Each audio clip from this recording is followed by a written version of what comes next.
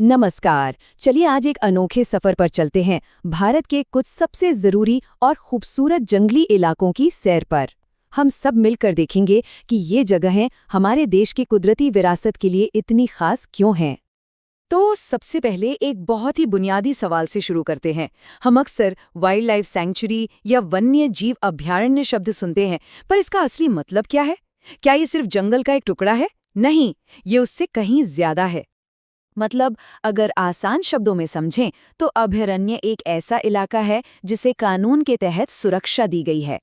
इसका बस एक ही मकसद है, जंगली जानवरों और उनके घर को हर तरह के खतरे से बचाना, ताकि वो आराम से रह सकें, बढ़ सकें। ये उनके लिए एक सेफ हाउस जैसा है। तो चलिए अपनी वर्चुअल सफारी की शुरुआत करते हैं भारत के एकदम उत्तरी सिरे से। वो जगह जहां बर्फीले पहाड़ और घने जंगल मिलकर एक बिल्कुल अलग ही दुनिया बनाते हैं। और हमारा पहला पड़ाव है जम्मू और कश्मीर का दाचीगाम राष्ट्रीय उद्यान। ये जगह अपने ऊंचे ऊंचे पहाड़ी जंगलों के लिए जानी जाती है, और ये घर है एक बहुत ही खास और कह सकते हैं कि थोड़े शर्मीले जीव का, जिसका नाम है कश्मीरी बारासिंगा या हंगुल। ये है हंगुल। ये खूबसूरत जानवर सिर्फ और सिर्फ यही मिलता है। और देखिए कितनी अनोखी बात है कि ये जम्मू और कश्मीर का राजकीय पशु तो है, लेकिन इसकी आबादी खतरनाक हद तक कम हो चुकी है। और ये नंबर इसकी पूरी कहानी बयां करता है। सोचिए जरा, आज पूरी दुनिया में सिर्फ 150 के आसपास हंगुल बचे हैं। शिकार और इंसानी दखल की वजह से इनके घर लगातार सिकुड़ रहे हैं, और यही वजह है कि दाचीगाम जैसी जगहें इनकी आखिरी उम्मीद हैं। अच्छा, अब उत्तर के पहाड़ों से नीचे उतरते हैं और चलते हैं पूरब की ओर, जहां ब्रह्मपुत्र नदी के विशाल मैदान एक बिल्कुल ही अलग तरह का माहौल, एक अलग इकोसिस्टम बनाते हैं। हमारा अगला स्टॉप है असम का काजीरंगा नेशनल पार्क।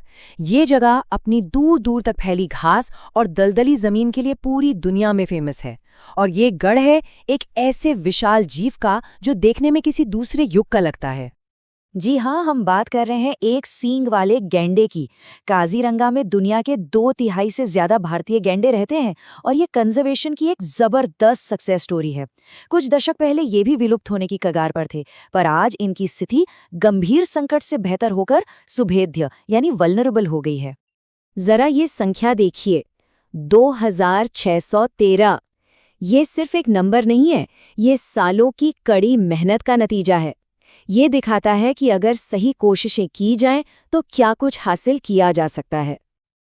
आगे बढ़ने से पहले एक पल के लिए रुकते हैं और इन दो अलग अलग दुनियाओं को देखते हैं। कहाँ दाचीगाम की बर्फीली ठंड और वहाँ का अकेला रहने वाला हंगुल, और कहाँ दक्षिण में पेरियार के हरे भरे जंगल और हाथियों के बड़े बड़े झुंड। यही को है भारत की अविश्वसनीय बायोडाइवर्सिटी। तो चलिए अब सीधा चलते हैं दक्षिण की तरफ, वेस्टर्न घाट के घने ट्रॉपिकल जंगलों में, जो दुनिया के सबसे अहम बायोडाइवर्सिटी हॉटस्पॉट्स में से एक माने जाते हैं। हमारा अगला ठिकाना है केरल का पेरियार वाइल्ड लाइफ सैंक्चुरी। इस सैंक्चुरी की एक बहुत खास बात है, और वो है इसके बीचों बीच बनी एक बहुत बड़ी झील, जो यहाँ के जानवरों के लिए किसी लाइफलाइन से कम नहीं है। पेरियार एशियाई हाथियों और बंगाल टाइगर्स का घर है। जरा कल्पना कीजिए कि झील के किनारे हाथियों का पूरा परिवार पानी पी रहा है, खेल रहा है। ये एक ऐसा नज़ारा है जिसे भुलाया नहीं जा सकता। और ये जगह सिर्फ इन बड़े जानवरों का ही नहीं, बल्कि हजारों तरह के छोटे छोटे कीड़े मकोड़ों और पौधों का भी घर है। अब ये 35 का आंकड़ा शायद सुनने में छोटा लगे, लेकिन पेरियार में मौजूद लगभग 35 बाघ इस बात का सबसे बड़ा सबूत हैं कि ये जंगल कितना हेल्दी है। जहां शिकारी जानवर अच्छी संख्या में हो, इसका मतलब है कि पूरा इकोसिस्टम बैलेंस्ड है। हर एक बाघ यहाँ बहुत कीमती है। तो अब हम अपनी यात्रा के आखिरी पड़ाव पर आ गए हैं। चलिए भारत के पश्चिमी हिस्से के सूखे यानी एरिड लैंडस्केप की ओर, जहां जंगल का राजा राज करता है। हम पहुंच चुके हैं गुजरात के गिर नेशनल पार्क। ये जगह पूरी दुनिया में सिर्फ एक ही चीज के लिए जानी जाती है। ये एशियाई शेरों का दुनिया में एकमात्र आखिरी प्राकृतिक घर है। एशियाई शेर अपने अफ्रीकी कजिन्स से थोड़े अलग होते हैं। एक वक्त था जब ये भी लगभग खत्म होने वाले थे, लेकिन गिर ने इन्हें एक महफूज घर दिया। आज पूरी धरती पर यही वो जगह है जहां इन शानदार जानवरों को जंगल में आज़ादी से घूमते हुए देखा जा सकता है। और ये कहानी, ये कंजर्वेशन की दुनिया की सबसे प्रेरणा देने वाली कहानियों में से एक है। 20वीं सदी की शुरुआत में जहां सिर्फ 20 शेर बचे थे, वहीं 2020 में ये संख्या बढ़कर 674 हो गई। ये एक जबरदस्त कामयाबी है जो स्थानीय लोगों और दशकों की मेहनत के बिना मुमकिन नहीं थी। तो हमने देश के चारों कोनों की सैर की, हंगुल की घटती आबादी की चिंता से लेकर शेरों की शानदार वापसी की खुशी तक। ये सारी कहानियां मिलकर हमें कंजर्वेशन की एक बड़ी तस्वीर दिखाती हैं। ये चार्ट देखिए, ये अपने आप में पूरी कहानी कह रहा है। ये सिर्फ डेटा नहीं है, ये उम्मीद है। ये साफ साफ दिखाता है कि जब हम इन प्रोटेक्टेड जगहों की रक्षा करते हैं तो प्रकृति हमें कितने शानदार नतीजे देती है। ये ग्रोथ एकदम साफ है, इसमें कोई शक नहीं। दाचीगाम, काजीरंगा, पेरियार और गिर, ये तो बस कुछ मिसालें थीं।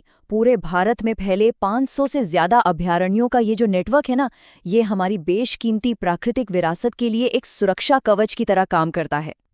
तो ये सब हमें एक बहुत ही अहम सवाल पर लाकर खड़ा कर देता है।